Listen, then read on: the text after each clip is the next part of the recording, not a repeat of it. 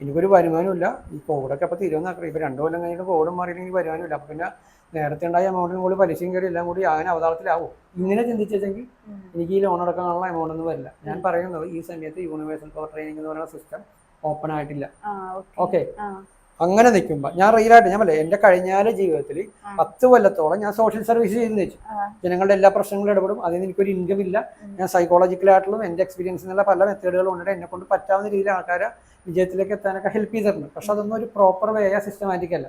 ഒരു ചക്ക കുഴയെന്നൊക്കെ ലോക്കൽ ഭാഷ പറഞ്ഞ പോലെ എല്ലാം കൂടി കുഴഞ്ഞ പറഞ്ഞ രീതി.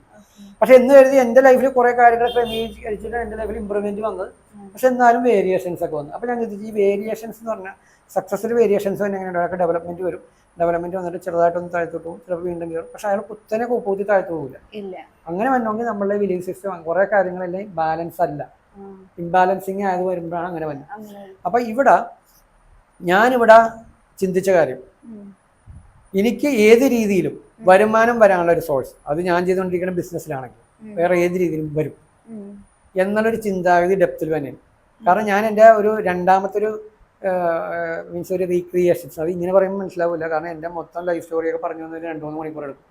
ഞാൻ ഒരു വീഡിയോ ഓൾറെഡി ലൈഫ് സ്റ്റോറിനെ കുറിച്ച് ചെയ്തിട്ടുണ്ട്. അതായത് ഞാൻ എങ്ങനെയാണ് ഇപ്പം ആയിരിക്കുന്ന അവസ്ഥയിലായത്, അതായത് ഞാൻ ചെയ്യുന്ന ജോലിയിലാണെങ്കിലും ഞാൻ എവിടെ കിടന്നവനാണെന്നും ഞാൻ ഭയങ്കര 200 മേലെ പൈസ കൊടുക്കാണ്ടായിരുന്ന കടക്കണി പോയിരുന്ന വെച്ച ആളാണെന്നും അതിനെക്കുറിച്ചെല്ലാം ഡീറ്റെയിൽ ആയിട്ടുള്ള ഒരു വീഡിയോ ഓൾറെഡി ഞാൻ ചെയ്തിട്ടുണ്ട്. അതിൻ്റെ ലിങ്ക് ഞാൻ എൻ്റെ ഡിസ്ക്രിപ്ഷനിൽ ഇടുന്നതാണ്.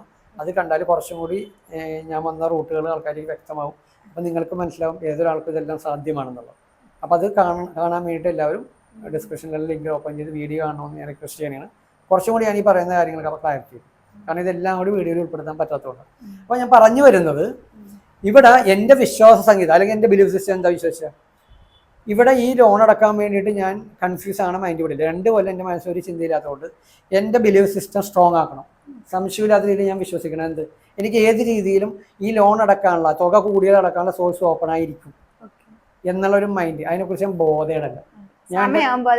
ഉണ്ടാവും. അതിന് വേണ്ടിയിട്ട് ഞാൻ കുറെ മെത്തേഡ്സ് ചെയ്തിട്ടുണ്ട്. അതായത് അഫർമേഷൻ ആണെങ്കിലും, അതായത് എന്റെ മന്ത്രവാക്യം പോലെ ഞാൻ എന്റെ ആ ഒരു വേണ്ട കാര്യങ്ങളെല്ലാം നടക്കും. വിശ്വാസത്തെ ഊട്ടി ഉറപ്പിക്കാൻ വേണ്ടി പോസിറ്റീവായിട്ട് പറഞ്ഞുകൊണ്ടിരിക്കും.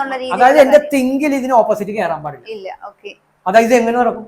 കാരണം ആ കോവിഡാണ്. ഈ കോവിഡ് അപ്പം മാറും. എൻ്റെ അടുത്ത് പലരും വിളിച്ചു പറഞ്ഞിങ്ങനെ, പിന്നെ ഇത് വിഡിത്തരോ, കാരണം ഈ കോവിഡ് അപ്പം മാറുന്നൊരു ഉറപ്പില്ല. അപ്പൊ അതെല്ലാം കൂടി വന്നു കഴിഞ്ഞാൽ എനിക്ക് അതും ഇതും കൂടി വലിയ ഭീകരമായ അവസ്ഥ വരും. ഞാൻ പറഞ്ഞു, ഇതെല്ലാം എന്റെ മനസ്സിലോട്ട് ഞാൻ എടുത്ത എന്റെ ബിലീഫ് സിസ്റ്റം പൊളിഞ്ഞോളാം.